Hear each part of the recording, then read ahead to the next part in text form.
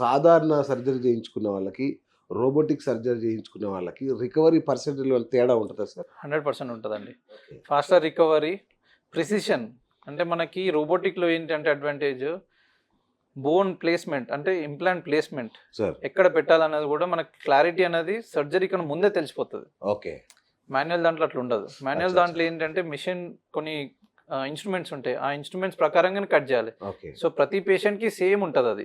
అచ్చచ్చా! But ఇదేంటంటే tailor made. ఓహ్! So మనం ప్రతి దానికి డేటా ఇస్తాం దానికి. ఓకే. ప్రతి పేషెంట్‌ది. అవును. ఆ పేషెంట్ డేటా తీసుకొని అది మనకి ఇది ఇస్తది. Wonderful. So it's a tailor made, custom made అనుకోండి ఇంకా. ఓకే. సో అడ్వాంటేజ్ చాలా ఉంటది. అక్యురసీ ఉంటది, ప్రిసిషన్ ఉంటది, ఇంప్లాంట్ పొజిషనింగ్ మంచిగా ఉంటది, ఫాస్టర్ రికవరీ ఉంటది, పెయిన్ తక్కువ ఉంటది, ఓకే. బోన్ కూడా చాలా మినిమల్ గా కట్టేస్తుంది అచ్చచ్చా! Compare to the manual thing. Okay. So అది చాలా చూస్తున్నాను నేను.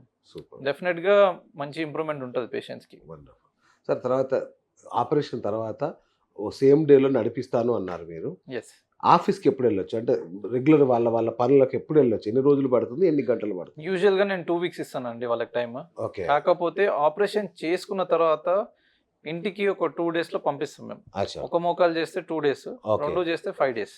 ఓకే. నేను 2 ఒకసారి చేయను యూజువల్ గా. ఓహ్! ఒకటి చేసిన తర్వాత 2 డేస్ గ్యాప్ కి ఇంకోటి చేస్తాను. So okay. Same hospital stay, దీన్ని స్టాగర్డ్ నీ రీప్లేస్మెంట్ అంటాము. అచ్చా! సో ఒకటి చేసి 2 డేస్ తర్వాత ఆ 2 డేస్ వీళ్ళకి ఈ సర్జరీ అనేది హీలింగ్ అవ్వడానికి హెల్ప్ చేస్తుంది. ఓకే. వాళ్ళ బాడీ కూడా కోప్ అప్ అవుతుంది. ఓకే. సో వాళ్ళకి డ్రింక్స్ కానీ, ఫుడ్ కానీ, మినరల్స్ కానీ, మంచి హెల్తీ ఫుడ్, హెల్తీ జ్యూసెస్ ఇవన్నీ ఇస్తాం 2 డేస్. ఓకే. దాంతో వాళ్ళు రీజ్యూనేట్ అవుతారు. ఓకే. రీజ్యూనేట్ అయ్యి ఎనర్జైజ్డ్ అయిన తర్వాత ఇంకోటి చేస్తాం.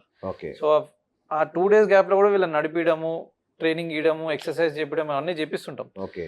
మళ్ళీ నెక్స్ట్ 2 డేస్కి ఇంకోటి చేసిన తర్వాత అచ్చా! 2 మోకాలతో నడిపించడము ఇవన్నీ చేసేసి 5th డే వాళ్ళని ఇంటికి పంపించిన తర్వాత ఫీమేల్స్ అయితే నించోని కుకింగ్ అలాంటివి చేసుకోవచ్చు, ఓకే. ఇంటి వర్క్ పనులు చేసుకోవచ్చు. ఓహ్! బట్ బయటికి వెళ్ళడం మాత్రం 2 వీక్స్ టైం ఇవ్వాలి. 2 వీక్స్ ఈ పడుతుంది. 2 వీక్స్లో ఏం చేస్తామంటే వాళ్ళకి చాలా మంది అడిగే ప్రశ్నకి ఈ 2 వీక్స్లో అగ్రెసివ్ ట్రైనింగ్ ఉంటుంది. ఓకే. ఎక్సర్సైజ్ చేయాలి, స్టెప్స్ ఎక్కడం దిగడం నేర్చుకోవాలి, ఓకే. వాళ్ళ కాన్ఫిడెన్స్ లెవెల్ పెంచుతాం. రైట్. 2 వీక్స్ మనకి ఎందుకు తీసుకుంటామంటే వాళ్ళు ఈ 2 వీక్స్లో ఎంత చేస్తారన్నది వాళ్ళ ఫ్యూచర్ డిసైడ్ చేస్తుంది, ఓకే. ఎంత మంచిగా నడవచ్చు అన్నది. సో మా టార్గెట్ ఏంటంటే వాళ్ళు ముందు పెయిన్ స్టార్ట్ అయ్యే ముందు ఎట్లా నడుస్తుండే చక్క అలానే నడిపించడం. ఓకే. ఆ లెవెల్కి తీసుకుపోవడానికి 2 వీక్స్ టైం తీసుకుంటాం. Wonderful sir. యశోద అంటే ఇప్పుడు మన సౌత్ ఇండియాలోనే one of the best hospital. Yes. దానిలో మీరు orthopaedic department head and superb experience మీది. సో ఇక్కడ ఇన్‌ఫ్రాస్ట్రక్చర్ అంటే ఇంత వరల్డ్ క్లాస్ హాస్పిటల్ కాబట్టి ఇన్‌ఫ్రాస్ట్రక్చర్ ఏ స్థాయిలో ఉంటుంది సార్ ఇక్కడ? ఇక్కడ స్టేట్ ఆఫ్ ఆర్ట్ టెక్నాలజీ అండి, Okay. State of art facilities, okay. And we are part to international standards. Oh. బయట ఎక్కడ చూసినా కూడా మన యశోద సికింద్రాబాద్ స్టాండర్డ్స్ అనేది ఇంటర్నేషనల్కి ఈక్వల్గా దానిపైనే ఉంటుంది. ఓకే. మనం ఎక్విప్మెంట్ వాడడం కానీ మన అన్ని almost equal to the international standards. Okay.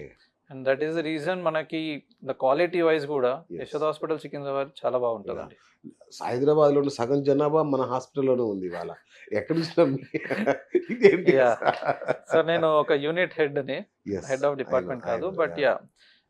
Yashoda hospital has given me a good opportunity great. Robotic knee రిప్లేస్మెంట్స్లో స్పెషలైజ్డ్గా. Wonderful. So I'm taking that forward. Super. సరే అసలైన ప్రశ్న, వామ్మో ఎంత ఖర్చు అవుతుంది, ఇంత పెద్ద హాస్పిటల్, ఇంత పెద్ద డాక్టర్ అంటే అయిపోతాం మనం అనుకుంటారు.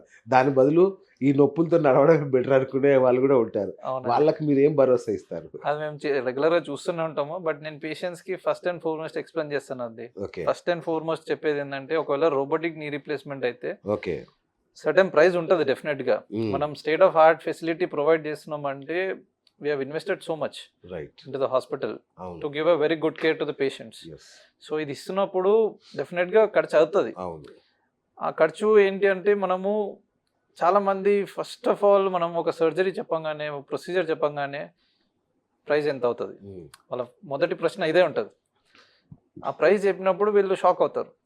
బట్ రోబోటిక్ నీ రీప్లేస్మెంట్లో మీరు ఫస్ట్ అండ్ ఫార్మోస్ట్ ఆలోచించాల్సింది ఏంటంటే it is not about cost, it is about giving you pain free life. Yes. అంటే నీకు నొప్పి లేని జీవితం ఇస్తున్నాం. అవును. దాంతో నీ ఫిజికల్ యాక్టివిటీ ఇంప్రూవ్ అవుతుంది, నీ వర్కింగ్ స్టైల్ ఇంప్రూవ్ అవుతుంది, వర్క్ లైఫ్ ఇంకా అన్నీ పెరుగుతుంది. దాంతో నువ్వు నీ వర్క్ లైఫ్ బ్యాలెన్స్ పెరుగుతుంది, అవును. దాంతో నువ్వు ఇంకా సంపాదించవచ్చు. బట్ ఏంటి అంటే ఓకే సర్టన్ వాల్యూస్ ఉంటాయి డెఫినెట్గా. Right. ఇప్పుడు నేనేం చెప్తానంటే ఒక మోకాల్ మార్పిడి అనేది 1-2 ఇయర్స్ కోసం కాదండి, మనం ఒకసారి సర్జరీ చేస్తే 18 to 20 ఇయర్స్ ఈజీగా వస్తుంది సూపర్. ప్రాపర్ సర్జరీ చేసినప్పుడు, ఓకే. మాలాంటి డాక్టర్స్ చేసినప్పుడు. Yes. సో అప్పుడు ఏంటి అంటే మీరు ఈ సర్టన్ వాల్యూ ఏదైతే మీరు ఇప్పుడు పే చేస్తున్నారో అది 1 day 2 days కోసం కాకుండా 1-2 years కోసం కాకుండా 20 yearsకి ప్లాన్ చేసుకుంటే, క్యాల్కులేట్ చేసుకుంటే హార్డ్లీ 12,000 to 15,000 per year మీరు ఖర్చు పెడుతున్నట్టు. ఇంకొకటి సార్, ఈ రోజుల్లో హెల్త్ ఇన్సూరెన్స్ చాలా ఉన్నాయి కాబట్టి నాకు తెలిసి పెద్ద విషయం కాదు. అది మీ త్రూవే నేను చెప్దాం అనుకుంటున్నాను. పేషెంట్స్కి అందరికీ హెల్త్ ఇన్సూరెన్స్ అనేది చాలా ఇంపార్టెంట్ అండి.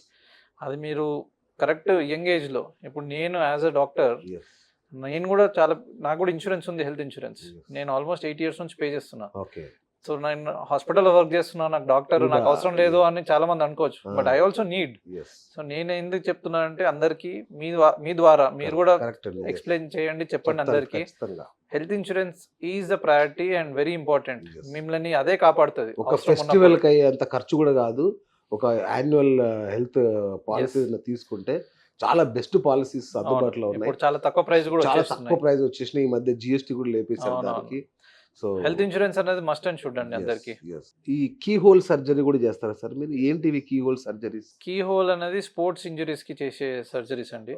దాంట్లో ఏంటంటే మజిల్ కట్ అనేది ఉండదు. ఒక చిన్న కీ హోల్ మాదిరిగా, అంటే ఒక చిన్న పిన్ పాయింట్ మాదిరిగా నీస్ లో, షోల్డర్స్ లో, యాంకిల్ లో, వ్రిస్ట్ లో, అలాంటి దాంట్లో చేస్తాం. ఇది ఏంటి అంటే కండరం కట్ చేయకుండా లోపలికి కెమెరా పంపిస్తే మనకి జాయింట్ మనం ఓపెన్ చేసి చూడగలిసిన అవసరం లేదు. ఇప్పుడు చిన్న కీ హోల్ తో లోపల అంతా క్లియర్ గా కనిపిస్తుంది. మన దగ్గర ఉన్న అడ్వాన్స్ టెక్నాలజీ అది. చిన్న కీ హోల్ తో చిన్న హోల్ చేసి లోపల చూసుకుంటూ అంత రిపేర్ చేసేసి వచ్చేయచ్చు అంతే. సో అంత అడ్వాన్స్ టెక్నాలజీస్ ఉన్నాయి మన దగ్గర. ఫాస్ట్ స్పోర్ట్స్ మెడిసిన్ స్పెషలిస్ట్ అంటాం. సో దాంతో ఏంటంటే అడ్వాంటేజ్, రికవరీ చాలా ఫాస్ట్ ఉంటుంది. అండ్ దీంట్లో మనం ఏమి రీప్లేస్ కూడా చేయట్లేదు కాబట్టి రీకన్స్ట్రక్ట్ చేస్తుంటాం, రిపేర్ చేస్తుంటాం. ఎట్లాంటి ఇష్యూస్ కి వాడతారు సార్ ఇది? స్పోర్ట్స్ ఇంజరీస్, ఇప్పుడు ఫుట్బాల్ ప్లేయర్స్ కానీ, క్రికెట్ ప్లేయర్స్ కానీ, షోల్డర్ ఇంజరీస్ కానీ, లిగమెంట్ టైర్స్ వాటికి కూడా చేస్తారు.